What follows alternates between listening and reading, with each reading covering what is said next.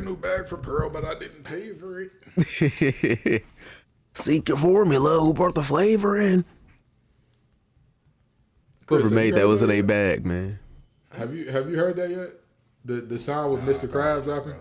Oh, The Mr. Krabs rap on TikTok? Fire, dog. I don't be on TikTok like that, though. That's why. It goes crazy. Sponge me, boy. Get back on the grill. The customer stayed in that line. They already paid for the meal. No, that was truly some crazy work, though. That was truly some crazy work. That was true. Oh, no. Anywho. All right, fellas. We got to talk, and we always start this thing off with the would you rather. So let's get into it, all right? You got two options, well, really three options here. You can not participate in this, or you can participate in this, but when you sign up, you have to do it for 2 years. And if you quit, or if you break the rules at any point in time during this 2 years, you're done for. You get $1 million at the end of the 2 years. However, every time you put on clothes, it has to be one of two things. Either dressing like a 90s rapper, like a 90s early 1000s rapper, or you have to dress in European cut high fashion clothes every time you leave the house. I'm going Euro high fashion, man. I know this sounds crazy because the Euro high fashion, when I say the cuts on that is tiny, they're crazy. Like They're it's crazy. tiny, but at the same time, one for that $1 million, Them clothes be looking painted on. Like, one for $1 million, I feel like I have enough motivation to get it in order to cut down whatever weight I need to cut down to in order for me to get that meal. Also, well, no, I you feel don't have to cut weight. It's tailored to your body. oh, it's So tailored to me. Oh yeah, I'm cool. I'm gonna be fresh. I'm cool. I'm gonna be fresh, bro. Just think of the alternate, right? Either you can overdress for a lot of occasions. Sometimes you might get, some weird looks depending on the same. If you pull up to the barbecue and you got on some Bro, oh God, that's what I was thinking about. That's why, because I'm like, bro, you can't pull up to like Christmas dinner like with a 3-piece suit on, like that's very slim cut. Like, but think of the alternate. Think of the alternate. Gibbs, Chris, y'all both work in some industries to where you know what I'm saying. Y'all do well for yourselves. I'll say that. Right. Let's say Chris got to go to this conference and he don't have no dress clothes available. The closest thing to a polo he got is a 4X Gino Green and Global polo. Would he rather wear that or rather wear a too tight button up? I'm going Eurofit. I think that's an easy answer. Just professionally. What if you got a funeral? You go to the funeral with an Ivo headband on, the I3? I mean, that's fair, but also like I don't think you are like I think you're underestimating like what I mean by high fashion. I mean like you're on Met Gala type time, damn near. Like you're like what Jalen Green what Jalen Green wore to draft day. That's the type of stuff you'll be wearing. Like like you're suits with bell bottoms. I still think I'm taking that over the alternative. If I gotta dress up like Seth Rollins at every event, I think I'm taking that over. I'm taking that over wearing too big clothes, having the jabots on. But you could finesse too big clothes though. Like so, my answer is the second option, bro. Because you could finesse too big clothes, right? What you can do is you can wear a book bag, right? And that compress the shirt back a little bit. You have a crispy shirt, but wear a book bag. You know what I mean? Or you could come shoulder bag, computer bag. I'm going to a business meeting, my shirt too big, but I don't like to sweat. I don't like my clothes sticky to me. I got reasons why I'm wearing this too big shirt. I come in there looking like Young Thug in a dress. Yeah. Imagine pulling to the family cookout wearing the fit that Chadwick Boseman wore to the Met Gala. That's some. I'm thinking of the alternative though. Like that's some disgusting work. Think of all of the professional places you would go, or if you got a funeral, you got a wedding to attend. I'm not going to no weddings, bro. I'm not. I'll tell you this though. Here's the thing. I actually would go with the European clothes as well, and the high fashion joints as well for this reason and this reason only.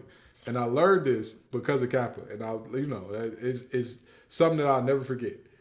You can always like dress down being overdressed. You can't dress up being underdressed. Like if you got on the Met Gala fit, like you could take off the jacket, like you still look crazy because like you still got on a vest and rhinestones to a family cookout. But at least you're not wearing the cape no more. Like you can't go to. In your defense, your auntie roommate been dressed like that for every function for 20 years. I think you'll be fine. And that for was two. the part. That was the part about you'll why be like fine for two. for like all family events, bro. Let me tell you. I actually this takes me back to a moment where and I'm sad to say this, but one Christmas I wore some Timbs, some bootcut jeans, and a Barry Sanders jersey with a Lions hat at Christmas.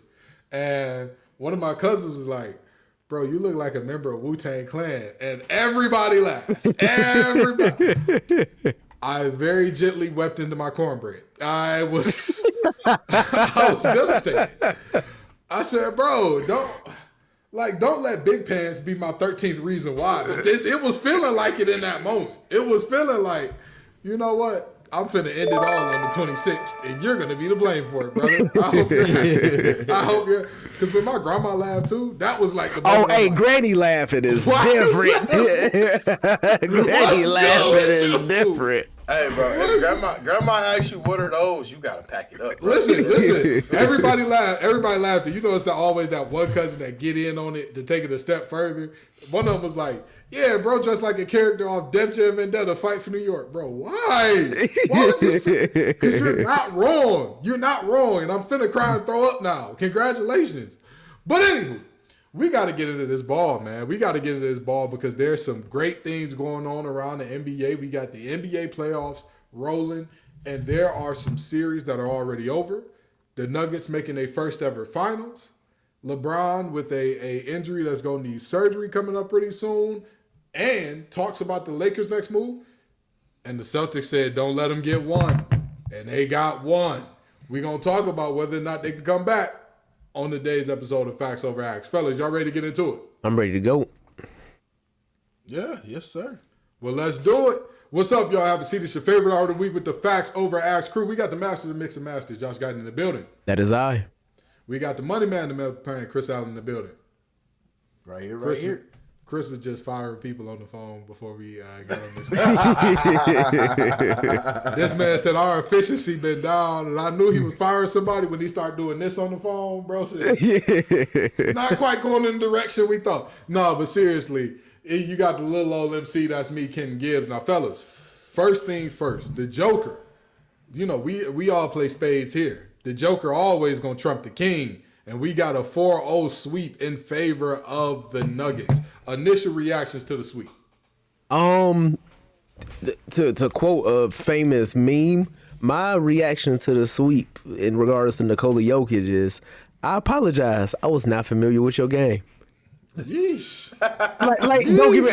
I knew that Jokic was a dog, right? And we all watch basketball at a high level. Denver has been a franchise that's been more prominent in the past few years, just with this, new cast of characters that they have. And Jokic has 2 MVPs for a reason. But I did not know that man was this different.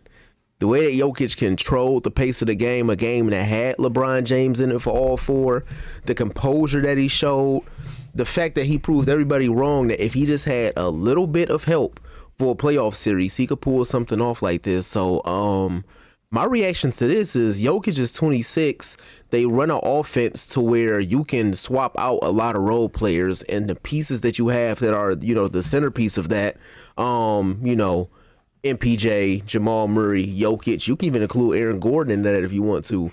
You got a team right there where you can put on this same kind of run for the next 4 or 5 seasons. Okay. All right, Chris, give me your thoughts. Talk to me. I'm gonna keep it a buck, man. I'm gonna keep it a buck. I don't think this is the end of LeBron James, right? Not at all. I think this is the end of LeBron James being the definite number 1 on a championship team, though. And what I mean by that is, when the last time you heard LeBron James have to get surgery, right? I don't. It's the first surgery of his career. Yeah. Well, I thought he had to get surgery on the groin. Did he not have to get surgery on the groin? No. He didn't. Oh, okay. All right. Okay. So when have you ever heard that? So that being said, that shows that his body is slowly but surely it's taking a beat down from this 82 game season and then these long post games. Because you got to remember, all the playoff games LeBron has, that's almost 3 seasons itself right there. Right. Almost 3 seasons on top of the 20 seasons he's played in the NBA. So if you keep that into consideration, that just tells a story, right? 23 seasons, yeah. However, that does mean that you need somebody that can be a 1B most times and also be a 1A most times, right? Mm-hmm. I think LeBron James, you pair him with, like, for example, if LeBron James and Jokic play together, that's definitely a 1-2 punch. Nothing in the league will be able to do anything with. That's a 1A, 1B situation where Joker will be the 1A predominantly the time and LeBron will be the 1B, and he can step up and be the 1A if Joker has an off night, right? Anthony Davis, I've seen enough. You know. 2020, y'all caught a break because it was a shortened season and you was able to stay healthy in the bubble. But I've seen enough. Yes, you can stay healthy in the playoffs. You proved it that you stayed healthy. But the inconsistency, and I think a lot of it is he's in his own head about getting hurt. He doesn't want to try go hero mode all the time because he's worried about getting hurt and what that's going to do for his legacy. So I don't think Anthony Davis is your guy. I think you had enough of a trial experience to see this. It's been, 4 years now with these Lakers. Next season will be the 4th year.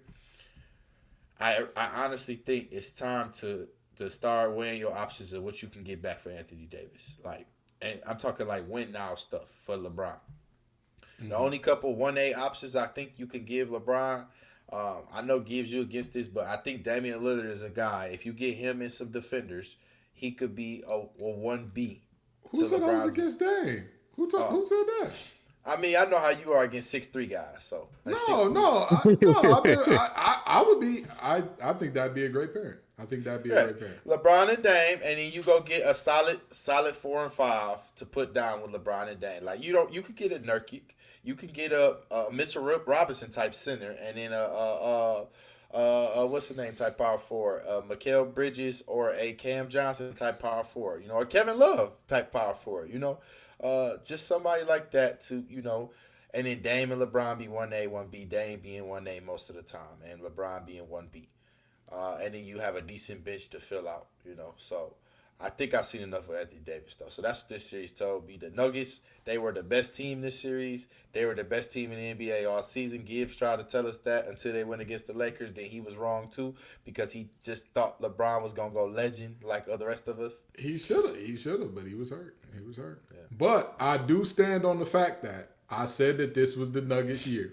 I have said that all along, and I said it was going to be whoever come out the West was going to win it. And that's something in the words of Denzel Washington, I stand by that. I guarantee it. They know that if they don't know me. that boy Gibbs said, I'm leaving here with some. Listen, that's what the Nuggets said when they went to the crypto. They said, we leaving with something. We from around the way. But in all seriousness. Sidebar. So we was in Vegas for a bachelor party. One of my homies that's single, he was like, man, I ain't never been to a club in Vegas. I'm leaving here with something. He was like... I ain't gonna say what I want to say right now. Yeah, but I'm not gonna incriminate the man. Because I'm not gonna incriminate him or any of his friends on that trip. Just know that there are things that would lose our clean rating if they were said on this air. In the words of Cicely Tyson, on this land, shaking it, gyrate. We ain't gonna do that. We ain't gonna do that on this land. But now I look at this series and I say to myself, it makes sense. It tracks. This is the Nuggets year for so many reasons. I'm going to tell you why. Michael Porter Jr., do y'all know how many assists that man averages per game? One. Do you know how many assists he had in, I want to say it was game 3 or 4? Probably 5 or 6, bro. 6. Yeah, I do that. 6. Michael that man Porter is a Jr. black hole on offense. He is a ball stopper supreme. He's the guy at the gym that you hate hooping with because he like, oh, I made 1 in a row. I'm hot now. Like, that's Michael Porter Jr. And he was passing the ball because he was having an off shooting night. He went 4 of 11 from the field that night. And he was like, maybe the ball is better out of my hands. And I said, oh, they've taken that step. As a team, they've taken that step. They bought into each other. They believe in each other. And the other team's best player is not who he should be right now. Or not who he is right now. Because LeBron, objectively, And any idiot that says, "Oh, well, he played the whole series, so he must have been healthy. He played 40 minutes a game." Go back and watch LeBron in January. Watch him in January and watch what you saw in all of the playoffs, not just this series, in all of the playoffs. Even when it was the 2010 game, even a 40-point game, watch that game and watch him in January and tell me that looks like the same player. Like, just please do. I mean, even during timeouts, and you could physically see him limping during, timeouts going back to the tunnel. Exactly. And so with that in mind, I think that this is the end, not for LeBron in terms of like, oh, he can't be the number one on the championship team. I firmly disagree with that.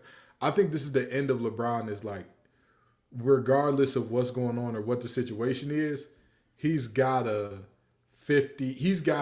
whole series of 48-8 in him.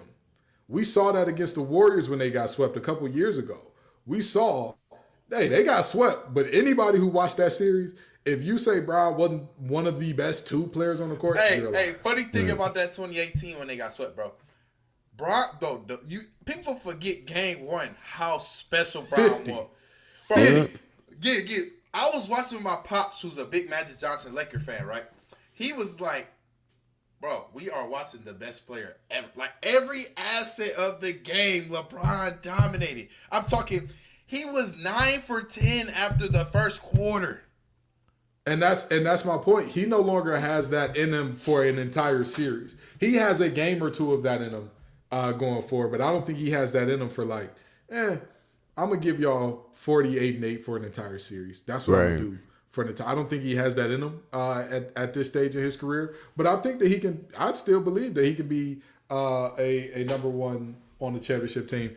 But Jokic and company, I believed in them all year. I've said all year, hey, this team, they hit some lows that were really bad. They hit some rough patches that were rough as hell. I mean, just bumpy, nasty, ugly stretches. But I knew they'd figure it out. And now look at them. They figured it out. Going to their first ever NBA finals. I believe they got some ABA titles, right? But they don't have NBA. Do they have ABA titles? I don't think so. Let me get my Theo Von. Riley, look that up for me, Riley. Riley, can you pull up if the Nuggets have an ABA championship for me? No, but seriously though, it's one of those things where I'm looking at and I'm like, this is the Nuggets year, and I don't think anybody in the East has anything for them.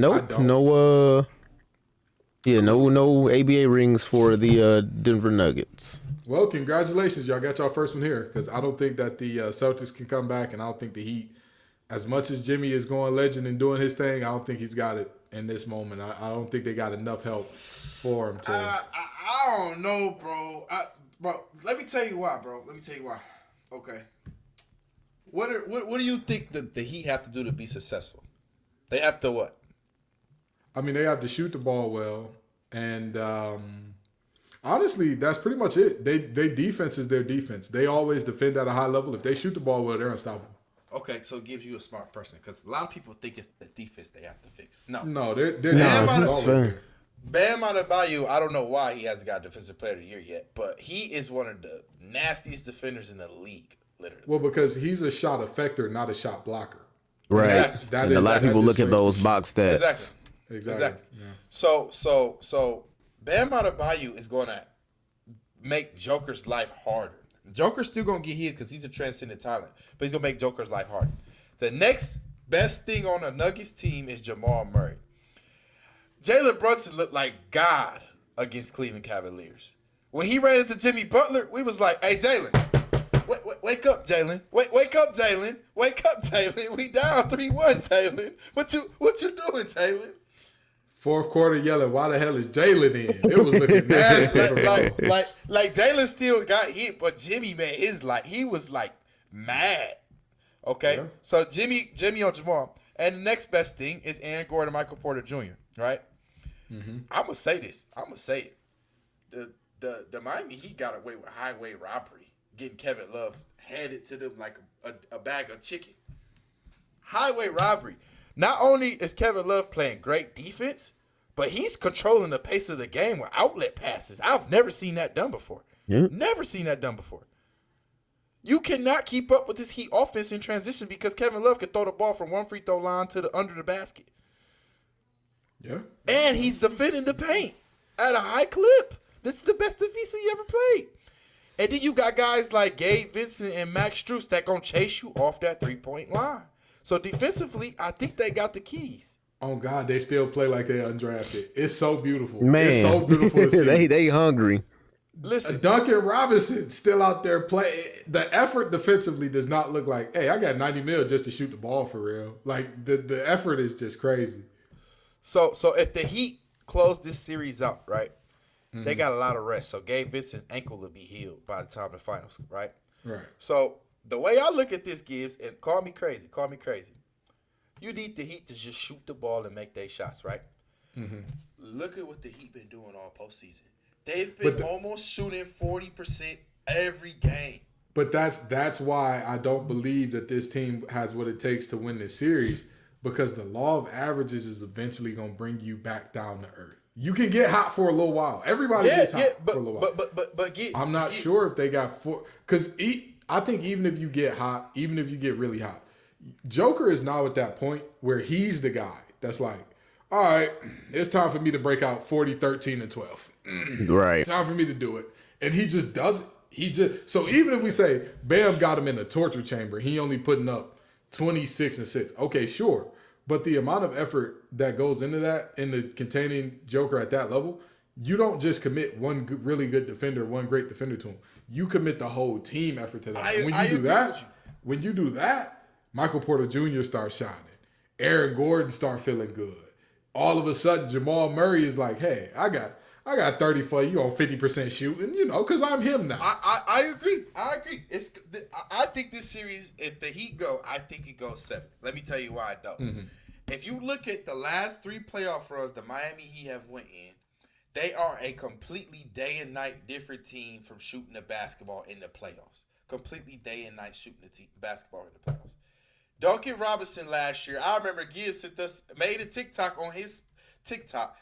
The Hawks think Duncan Robinson is Ray Allen. That's something you said.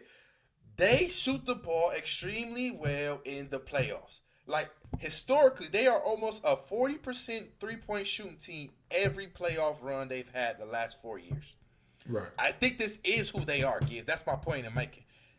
But here's what I'm saying. Regular season, they shot 35%. Right now, they're at 39 in the playoffs. Or like 39, 40, something like that in the playoffs. Again, I'm not saying that like they're going to become like an immensely worse team overnight. What I'm saying is they've been shooting hot as fish grease. It's impossible to keep that up. And if they do keep that up enough to win this series today, you won it. You won it, because at the end of the day, the way that the NBA is structured now, you have to give up something. And if Gabe Vincent give you 20, if you like, hey, Gabe, if you can knock down this shot 6 times, you're going to give me 20, and he give you 20, you live with that. But I think that the Nuggets are just a deeper team, a team with a lot of guys that are competing and being selfless. And again, there's no greater example than Michael Porter Jr., the ball stopper. Not a ball stopper. He's the ball stopper. Black hole. When that ball touches his hands, it's going up. It's going up. It's like playing with your little brother or something on the court. And like when all the other big kids is like absolutely destroying him, so he finally get it, and he's like, "Oh, it's going up." That's what you're getting there. So that's what I'm looking at there. But now we've got to talk about. We've already assumed that the Heat are going to get in, but it's 3-1. The game is probably going to start while we're recording this. So tell me this: the Celtics said, "Don't let us get one." After they got down 3-0, they got one. Were they just talking the talk to hype themselves up, or yes, very much so. Don't let them get one. Hold on, guys. Before you go, I'm gonna let you go, but then I get my pick. But y'all know how irritating it is living out here in Boston dealing with this, bro. I wore a Heat shirt to work after they went up 3-0, right? I wore a Miami Heat shirt, and I was like, I ain't say nothing to them. I just wore a Heat shirt, and then every time they looked at me and said something about my shirt, I said, "Oh no, this is a T-shirt I just wear." I'm a Heat guy. People forget I'm a Rockets guy and I'm a Heat guy on the East. Rockets on the West, Heat guy on the East. It's been like that for many years. Since y'all know me, y'all know that's how I rock, right? So and I had a Heat shirt on. The Heat lose one game. Do you know I had all type of signs on my door, all type of pictures on my door of somebody choking and all. I'm like, bro, Boston fans cannot be this serious. Like, y'all are ridiculous. Y'all are literally ridiculous when it comes to basketball or football, bro. It's just ridiculous. Well, and this is again, I'm looking at the Heat and what they've been doing in this series, and again, I don't think that the Celtics can come back because 3-0 is just too deep of a hole. But again, I'm looking at them and I'm saying, man, it's going to be tough to replicate this in the next round. Not because I think that the Nuggets are supremely better defensively than what the Celtics are, but just for the fact that like you're looking at something that is absolutely absurd in terms of how things have gone so far in this series for the Heat. Did y'all know that in Game 1, just take a wild guess as to what they shot from 3 in Game 1? Oh, they shot 50% from 3. 51% actually, Chris. Eesh. 51%. Like this is crazy. I was engaged in Game 1. That was like the best basketball I ever seen being played. It's insane. It's insane. Do you know what they shot in Game 3? 52. I'm gonna go with 50 again. 54. Listen, I'm not saying that I don't like this Heat team or they trash or anything like that. We're looking at regular season, a team in the bottom third in three-point shooting in the league, and then 54 and 51.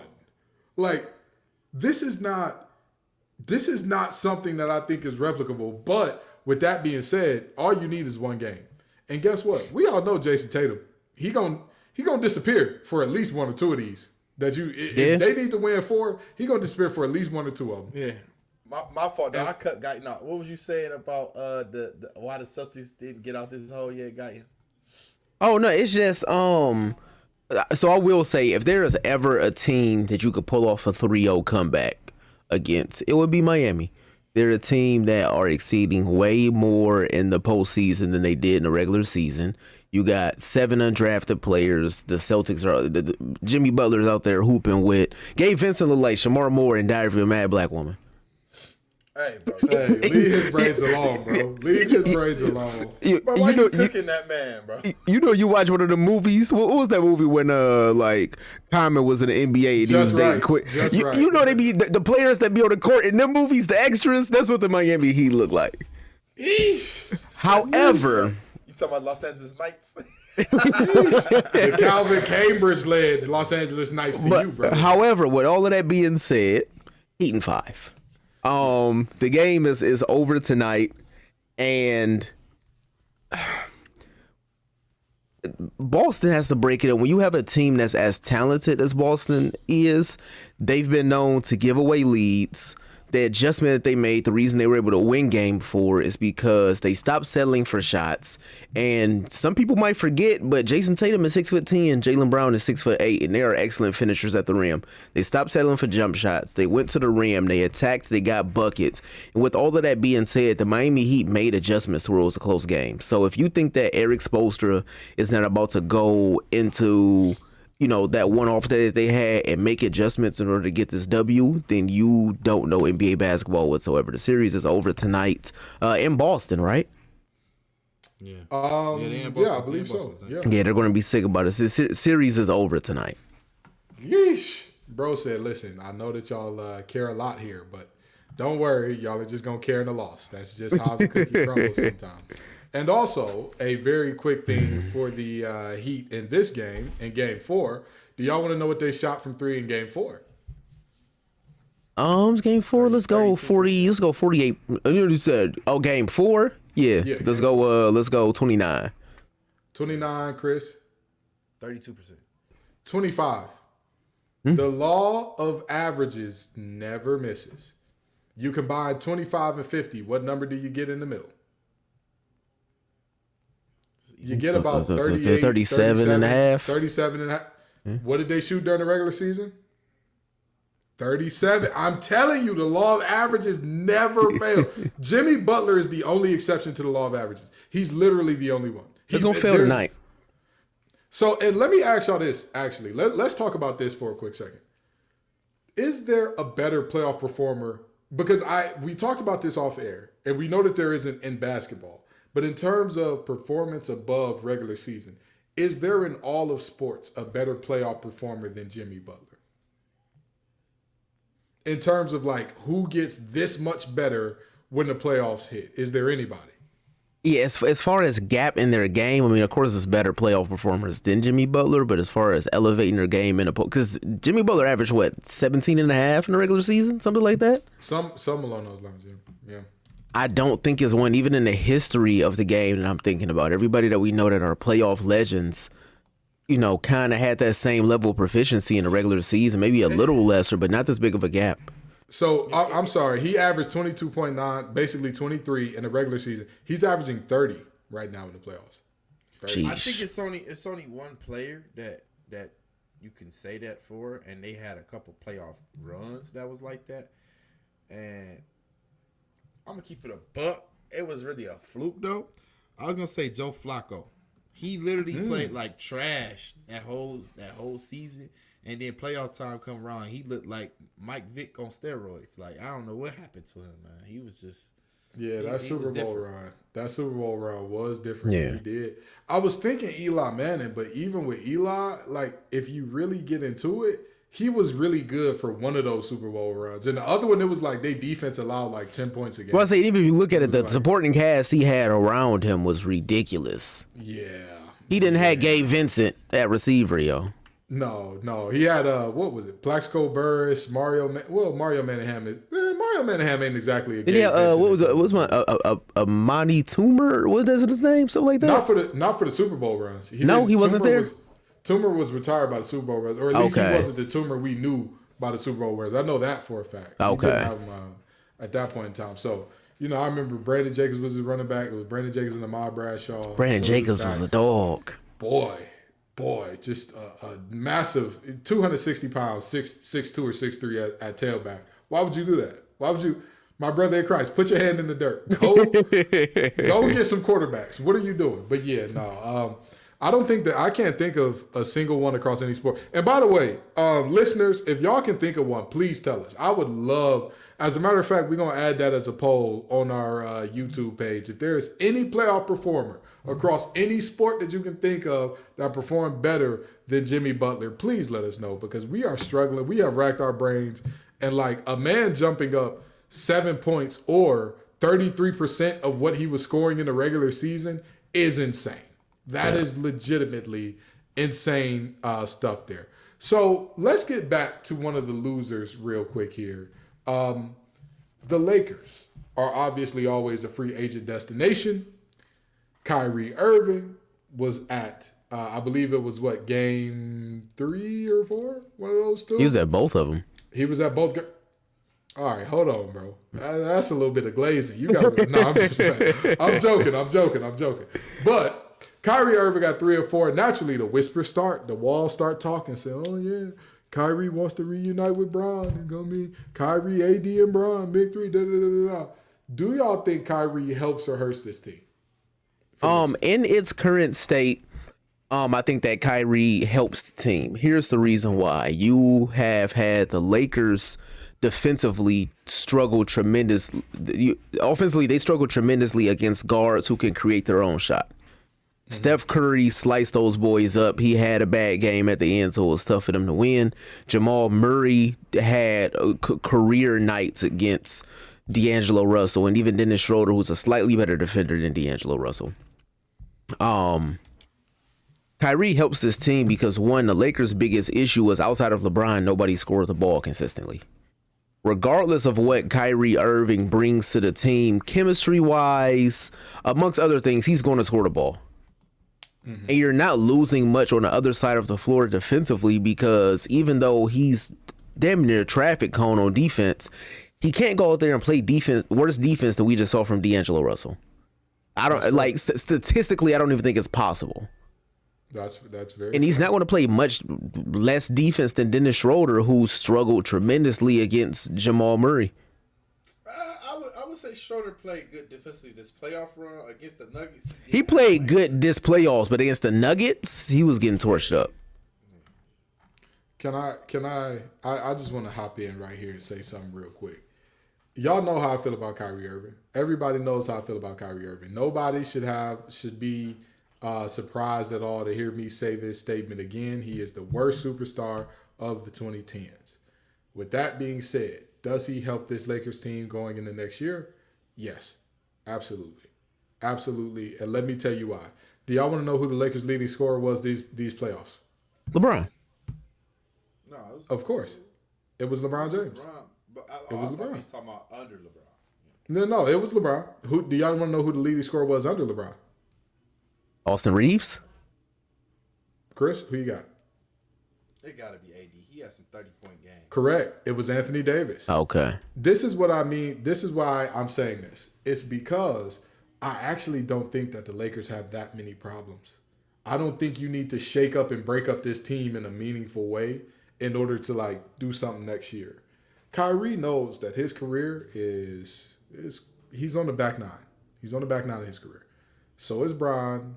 AD is approaching that territory where like, That 27 is crazy. Listen, How old is AD? I hate to say it. I know he's not hate to at say 30. it. I hate to say Bro, it, that's but so crazy. am I lying? Am I telling y'all a Oh, lie? Anthony Davis is 30. He's exactly 30. Am I telling y'all a lie? Is his career not on the back nine? If you had to guess, does AD have more basketball in front of him or behind him in the NBA? In the NBA, I'm not talking about if he want to go to Taiwan and do some hooping over there. In the NBA, does he have more hooping in front of him or behind him? Behind him, for sure. Definitely behind him. But I think Kyrie got a little wild though, bro. He only 28. Kyrie only 28, bro. I don't Who's think only 28? I think Kyrie 28, 29. No, Kyrie, no way. 33, No way. 34. Gotta be. No way. But either way, but here's my thing. I don't think either way you cut it and slice it, Kyrie doesn't have a ton of hooping ahead of him. Kyrie's I don't think- 31. I don't think Kyrie has a ton of hooping ahead of him. I think that this is a situation a lot like Ray Allen, a lot like the KG, a lot like Paul Pierce, where they looked at each other and said, hey, we got to make this work. We got to make something work. And I understand that we're talking about three guys that are champions and the second best player ever at worst. Second best player ever, right? I understand that. But I'm saying these guys are going to look at each other and say, hey, if we want to win a championship again, Kyrie, you think you can do it by yourself as number one? We've seen you, buddy. We've said the numbers are there. We've seen the best you ever try to carry a team. We saw how that worked out. Anthony Davis, we've seen the best you. When you were with the Pelicans, you were crazy. What you were doing was out of this world. It couldn't get it done, baby. It couldn't get it done. LeBron, I think you can still get it done if you're healthy. But, brother, you're going to be 39 next year. You're going to have spent more of your life inside the NBA than not as an NBA player by the start of next year. My brother, no, you've already spent more time. Yeah, you've already spent more time in the NBA than you have outside of it. My brother in Christ, why would you even want that burden? Keep this team together for the most part, but add Kyrie. And here's the beauty of this team. You can't. You can't. You can. Why not? No. Half the team on 1 year deals for one. For two, the amount of money you got to pay Kyrie, you can't sign all these people back. And They're you not taking think minimums. And you think I'm not saying that they got to take. Well, yeah, they did just get traded. Austin Reeves, Hachimura. That's your only priorities right there. I think Austin, I agree. Hachimura, and Vandy. I think you pay them three. Everybody else, You can't Vanderbilt pay can them get that $3 mid But level. also, I was just about to say, I don't think Vanderbilt is a guy that thinks that he's gonna get 25 mil. Like, I Yeah, don't think he's a Vanderbilt guy can take thinks that mid level. No, Hit no, 12 no, at the hold on, most. Hold on. Vanderbilt could go get 20 somewhere. He can go get 20. No, Every- he they get could. 18 sitting on the No, bench. no, I'm not disagreeing that he couldn't. I'm saying I don't think he's that type of guy that's like, I'm going to demand 25 as opposed to, I could take 15, 12 here and make They up can't pay more. him 15, pay Reeves and pay Rui and also pay Kyrie. They can't do that. LeBron and But AD again, already made here's what I'm saying. Kyrie knows that he is not a max player anymore, and if he want to go be a max player, he has to accept that he'll never play relevant basketball again. Right. He has to accept that. I'm sorry to say this, but if your team is paying Kyrie a max deal, I am betting my unborn child's first name, and everybody knows this is tradition in my family that all of our kids' names start with K's. One of my sons or daughters will be named Kyrie if he gets paid a max anywhere outside of LA and I wins a think Dallas championship. give him a max. I think Dallas give him a max. They have to. They have to. And if Dallas gives him a max, what just happened with him in Dallas? What just happened? I agree. I thought Dallas came out and said they were interested in doing like not a full rebuild, but I definitely didn't think Kyrie's coming back this summer. Listen. You ain't doing no rebuild with Luka Doncic there. You want him to act out, then that's a whole different thing. But if Luka Doncic still breathe oxygen and still put on a Dallas Mavericks uniform, in my opinion, you have to give up a max contract to Kyrie, and you have to build that team around those two guys because you gave up a lot to get Kyrie there for a rental, and you blew up the team that went to the conference finals last year. Here's my thing. How do you build a team around those two? How? It's ways. What do you do? You add a defensive center, you add a 3-and-D wing, another 3-and-D wing, but then you gotta realize that we're talking about money. What position or what type of player that's mid-level gets paid the most in today's NBA? The 3-and-D guys, because they're immensely valuable. I agree. But hear this out. They still got a lot of young guys on that team that are under contract. You got Josh Green over there that's on the contract. So riddle me this. Chris. Hey, Jeremy Grant, you want to take $20 million again like you did for Portland? Come on over. Chris. They could afford that. Did you just mention Josh Green as if he was going to be a significant piece moving forward? No. I'm not saying he's significant. What I'm saying is they got enough players that could come off the bench and be decent role players where they don't have to bring in top-level guys at a high-level money. They got money to do so is what I'm saying. You get Kyrie and Max, and you got like $60 more million you can play with. And what I'm saying is you need to have a solid roster around guys like Luka and Kyrie. I don't think either one of those guys are good enough or I don't think that those two as a unit are good enough as who they are and what they are to take them to an NBA championship with a bunch of auxiliary pieces around them. I think if you surround them with an excellent supporting cast, of course. If you surround them but normally, if you look at an excellent supporting cast, 9 times out of 10, that's built through the draft. You don't build an excellent supporting cast through free agency. Right. You don't build an excellent supporting cast through. What teams would y'all say of the recent championship teams would you say, hey, this team had an excellent supporting cast. Supporting cast was phenomenal. What teams would y'all think of? That's not supporting cast. Denver? Right, I was going to say Denver. Well, I'm saying teams that won a championship recently. Who would you talk about? For like outside of their core, you look at the other guys and say like, hey, you can't ask for better than that.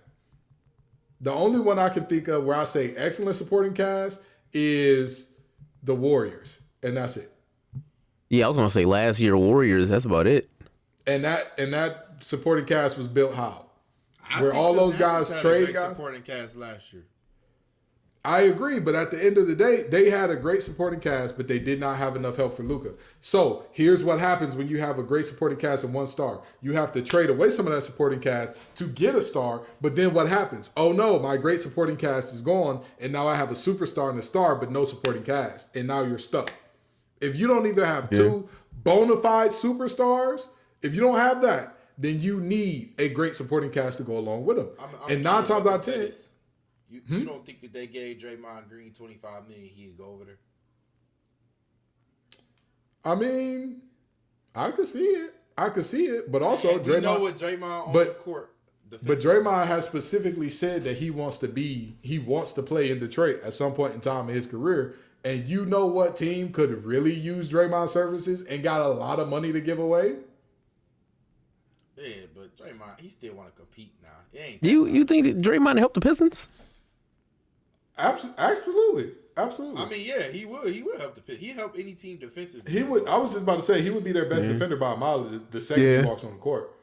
And not to mention, if you got two guys like Cade and Ivy that are like, hey, these two can knock down shots in an array of ways, and Ivy got better and better as the season went along in terms of shot making and all that. A guy like Draymond that can find them in their spots and find them cutting and slashing. I don't think that makes them a playoff contender. I think he goes to Dallas. That puts them right back in the championship contention mode. Sure, but you got to pay. So you're now we're banking on you've just paid Kyrie and Max, and then you go pay Draymond $25, and now who else do you have money to go get? Now you just gotta do mid-level section and minimums. But it's a lot of guys out here that I think will sign up to play with Kyrie, Luka, and Draymond. I think so. Me personally. I disagree with what we've seen out of Kyrie. I think that he's a guy now that has to go to a good situation. He's not the guy that guys will come in and say, I'm going to sacrifice to play with you. Because we've seen it. We've seen him. We've seen it. I mean, we'll see. We'll see. Because we've all been wrong on this show before. We've all been right before. So we're going to see how this one plays out. But with that being said, we also got to talk about another potential thing that seems like much more of a pipe dream from Lakers fans and LeBron fans. But Trae Young was at some of the games in crypto as well. And people are now screaming up and down about, the Lakers need to make it happen. Rob Pelinka, make it happen, make it happen, make it happen.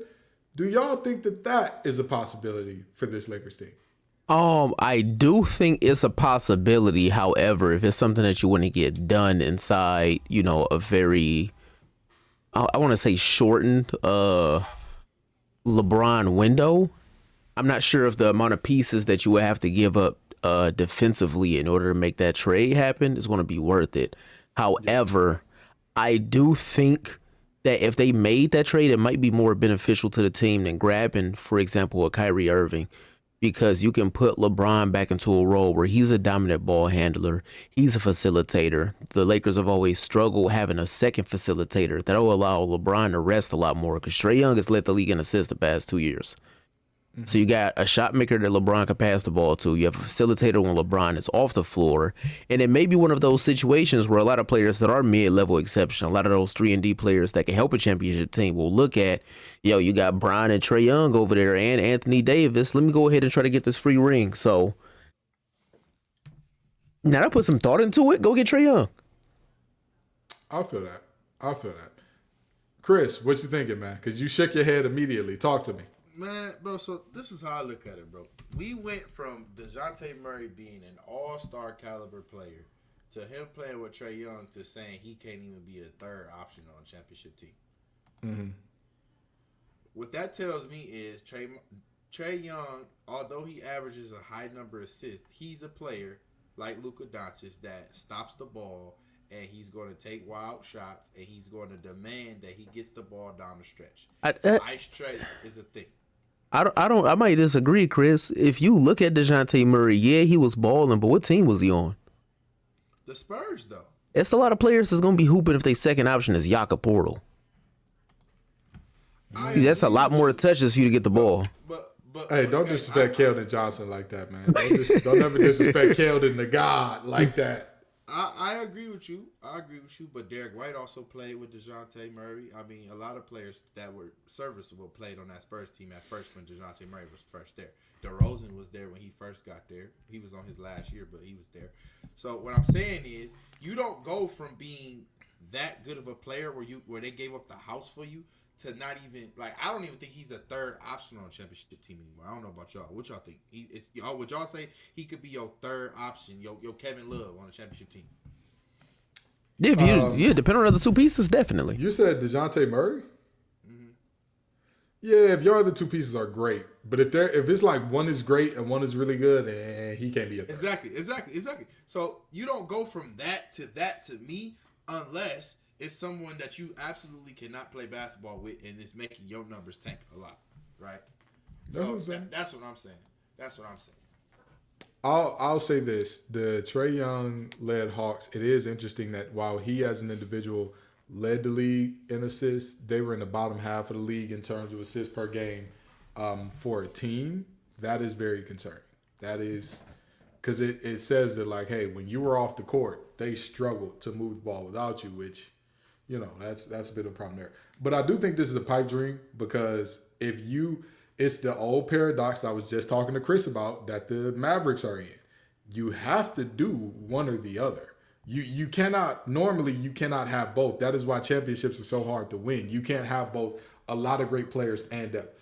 In order to get, I don't think that there's any situation where you get Trae Young without giving up Anthony Davis. Or Austin Reeves and a bunch of every player that's good outside.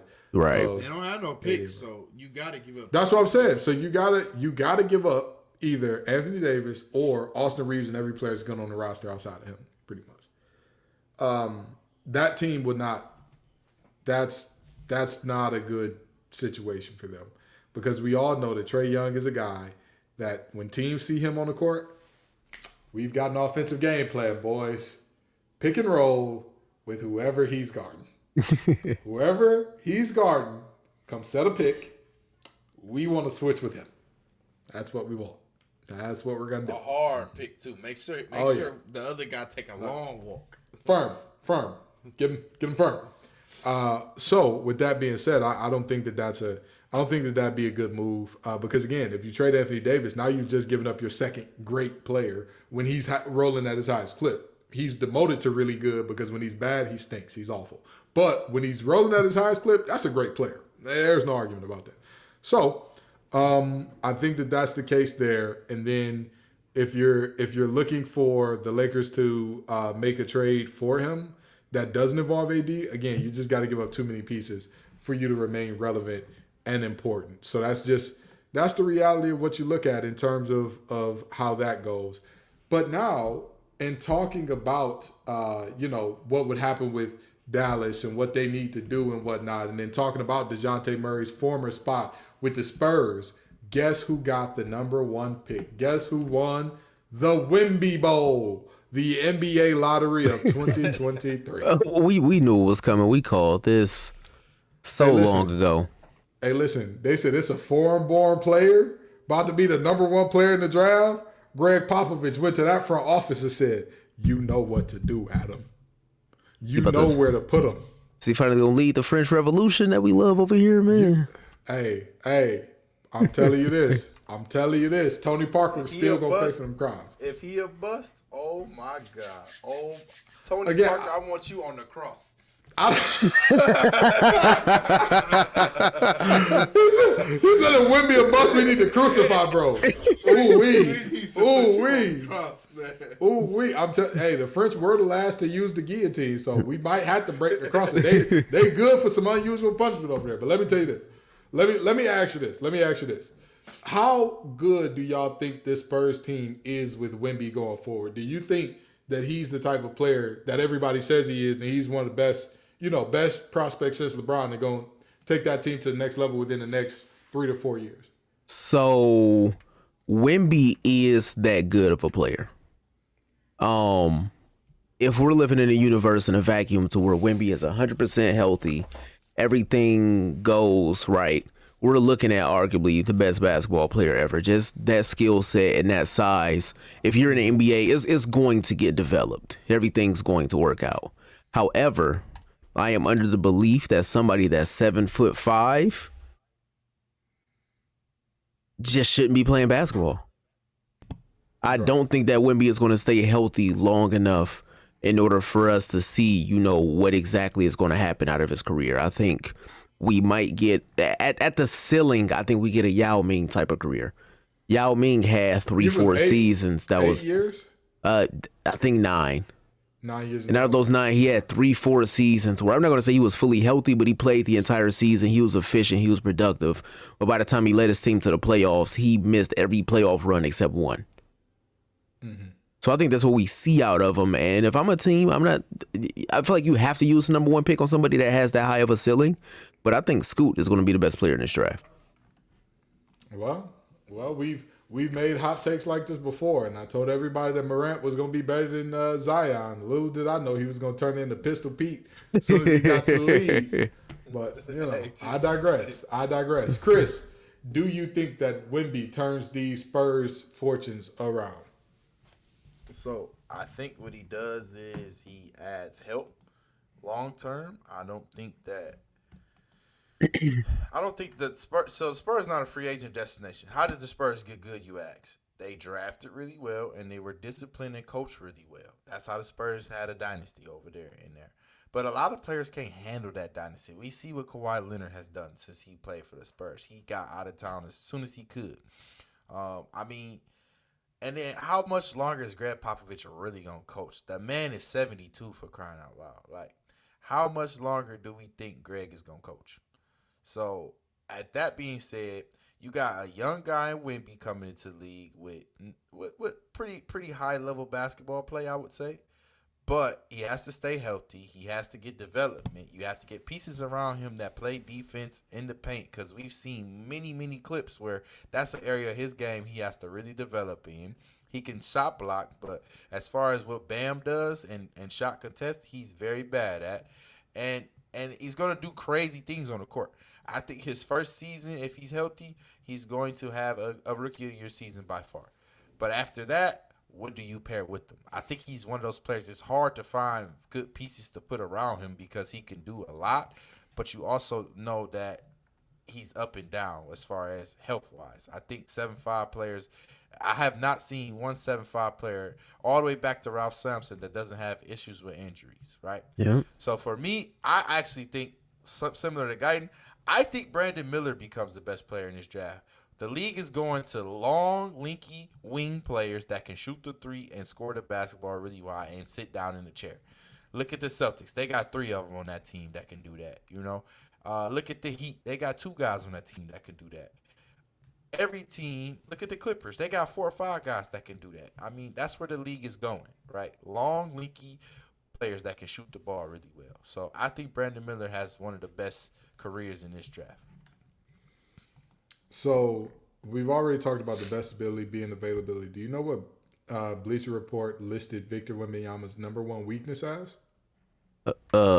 Availability, injury. Technically, yes, you're right. Strength/durability. This should not be a concern for a guy born in 2004. Dang, My brother we old, bro. We Yeah. old, bro. Yeah, we're not old. It's just the league is getting younger and younger. That's how Father Time Dang, works. bro. Chris, all of your coworkers here are bald. All of us. Right.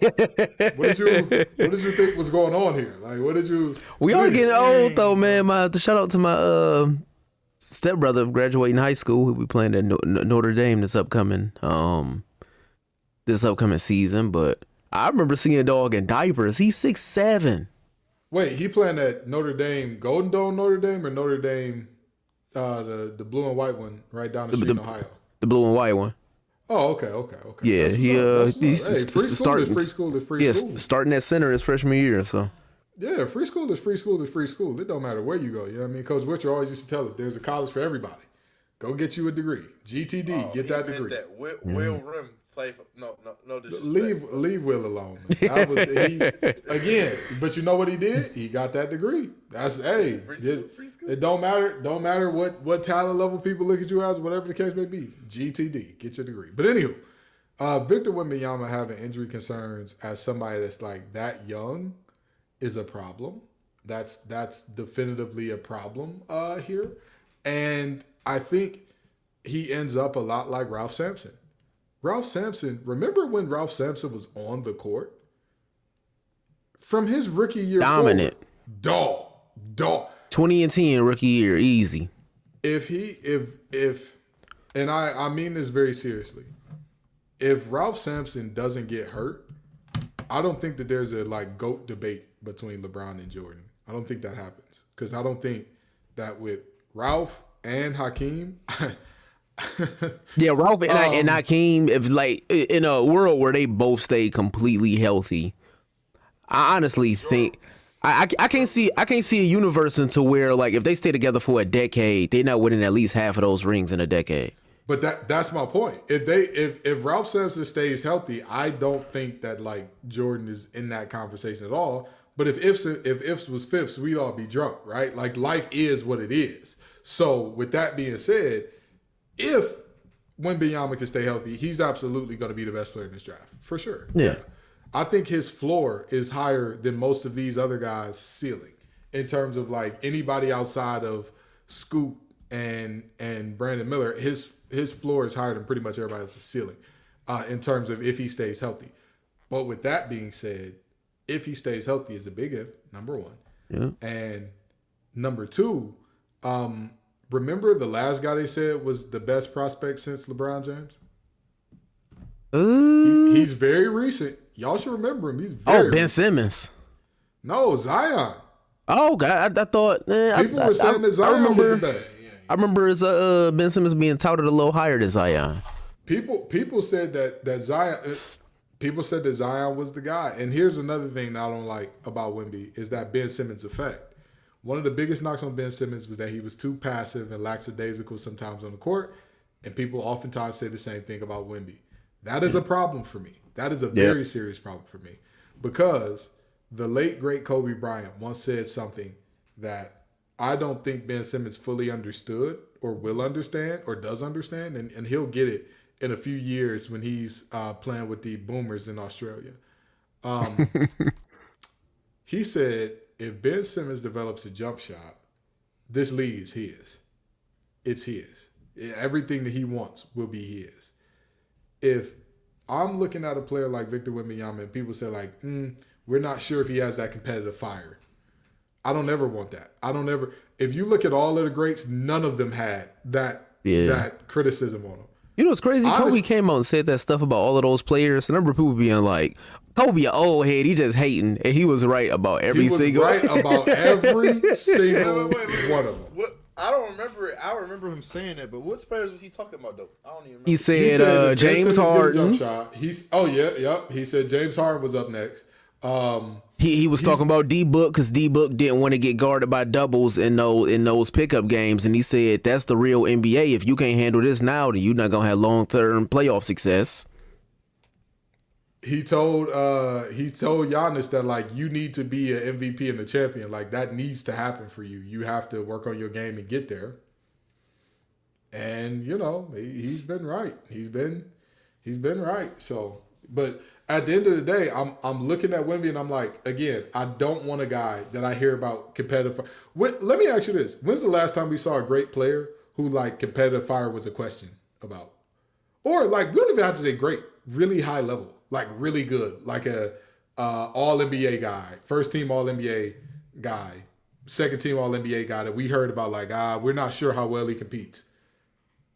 Only one name came to mind, and he was kind of an all NBA player. I think he made like one all NBA team, maybe by default, just because like the team he was on. If I'm not mistaken, Drummond made a third team, didn't he? He may have. And I feel like he made that just based off he was tall, and it was nobody else to had a ball in Detroit. So that's the only player I can think of. Now watch this. When I think about every big that I've been wrong about, all of them had that same knock. DeAndre Ayton coming out of college, they said that he didn't want to play center, and he didn't have that like competitive fire to win at everything in him. Karl Anthony Towns, they said that he didn't have that competitive fire to want to win everything in it. It just wasn't there. They said KG worked out with him was crying. He was like, bro, I'm not doing this. But you get my point. Anytime I hear those two have officially scared me off of any player, especially a big, if I hear, oh, he's not competitive. Shout out to KG, man. He learned how to play video games so we could bond closer to Cat when they was training together. That's dope.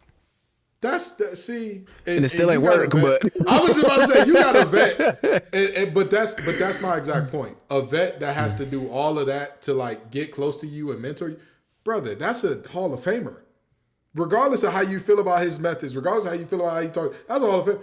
If I'm looking at Wemby and I'm hearing people say, well, he's kind of careless sometimes. He's kind of aloof out there on the court. He's kind of like, oh, I'm just happy to be here. Brother, what?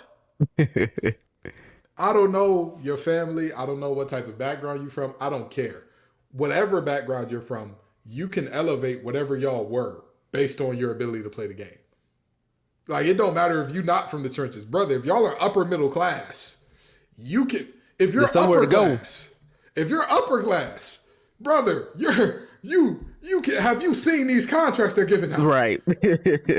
Duncan Robinson can do exactly one thing. Bronny is literally the first player in NBA history, if he made the league, where I'd be like, okay, I understand why you're not hungry.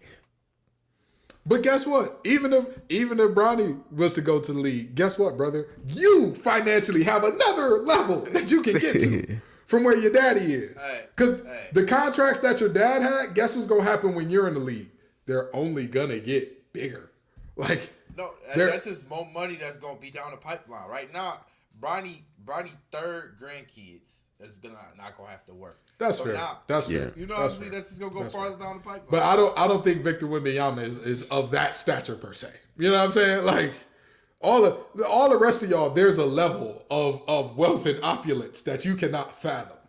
You gotta get the private jet level that's out there for you just by playing this game. And you don't want to do that, brother, my brother in Christ. There's a problem. There's a problem there. So, you know, I also agree that Scoot is probably gonna have the best career out of these guys. And I'm gonna tell you this: I think Scoot is gonna change the game in terms of like players wanting to be more physically developed when they get to the league, because Scoot is stronger than everybody else, and he plays like it. Like he plays like, hey, son, Y'all some young bulls. get in the weight room. He plays like it. And it's amazing to see. It's like when he wants to get to the rim, he does that without any doubt, without any hesitation. And also, when you think of a muscular guy like that, you think of a guy who lacks skill. Have you seen him in the mid-range? That's one of the best parts of his game. Getting downhill and creating shots in the mid-range as a guy that's that big. Oh my God. That is insane. So I think Scoot is going to be the best guy of this draft. But if Wemby stays healthy and becomes everything that they say he is, I'll gladly eat my words and never talk about bigs again, because I firmly believe in 3 strikes and you're out. And that would be my 3rd strike because I believed in Ayton, believed in Cat, don't believe in Wemby. So if I'm wrong 3 times, I'm going to just shut up talking about bigs at that point. But anywho, I know y'all tired of us talking about Pop in San Antonio and the French Revolution and Jokic taking over and whatnot. But come on back next week and the week after that and the week after that. Peace and love, y'all.